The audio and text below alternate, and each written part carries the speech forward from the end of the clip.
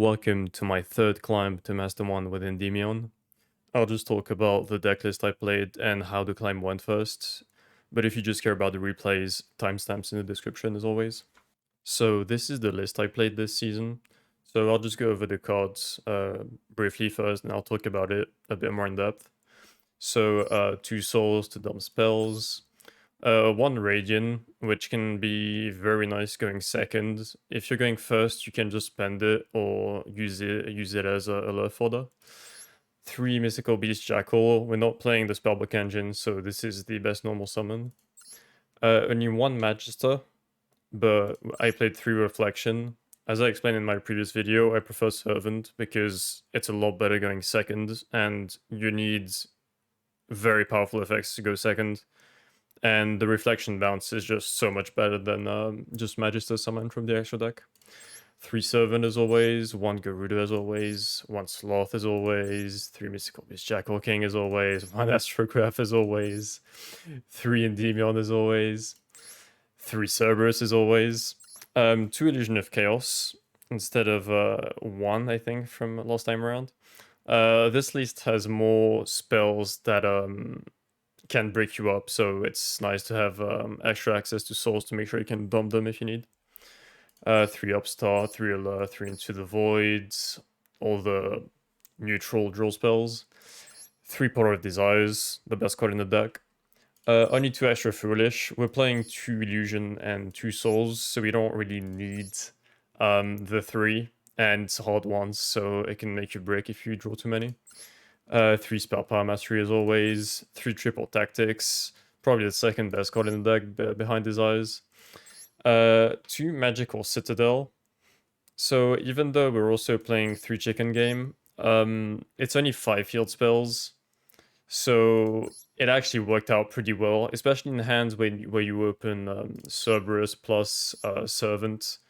If you can get the counters on Magical Citadel from the Mythical Beast swap, it's really nice.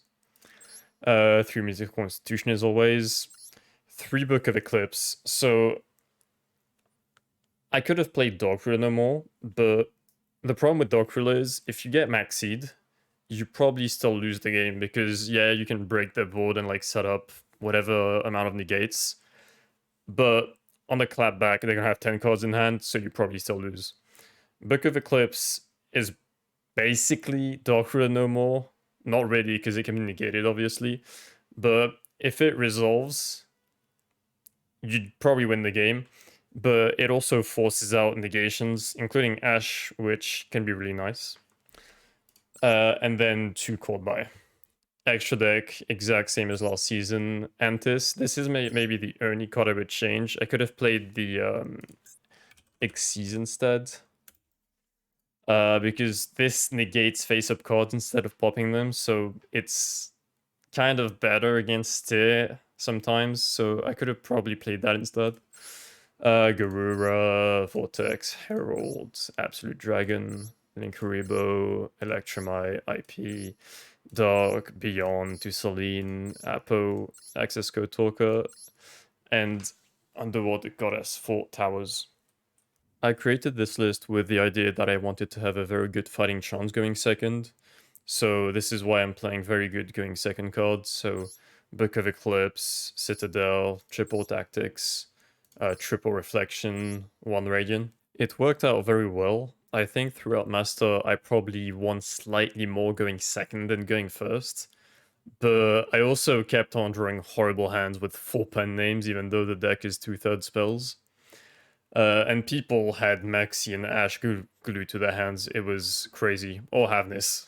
A lot of Havnesses as well in Master.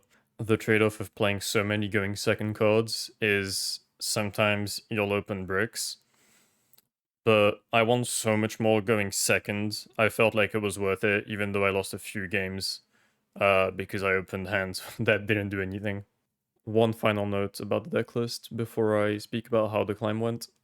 I do not recommend that you play this list if you don't feel like you can play Endymion extremely optimally. This list is very unforgiving because a lot of your spells can be dead or do nothing, so you really have to milk everything out of every hand, otherwise you'll make very suboptimal boards and probably lose a lot. Now, how did the climb go? So, climbing throughout Diamond was the easiest it's ever been. For some reason, people were playing Kashtira, like a lot of people were playing Kashtira, even though it's missing half of the good cards. And they would end up with boards that were like Fenrir Pass, Shangri-La Pass, even Diablosis Pass for some reason. And those boards just do nothing. The only time I ever lost to Kashtira was because of Shifter, because, you know, that card's very fun.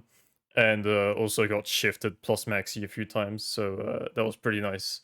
But the matchup of Kashtira versus Endymion in Kashtira's current state is so ridiculously one-sided. I have no clue why people were trying to play Kashtira. It was just free wins every single time. The second half of the climb throughout Master, however, was absolutely horrible.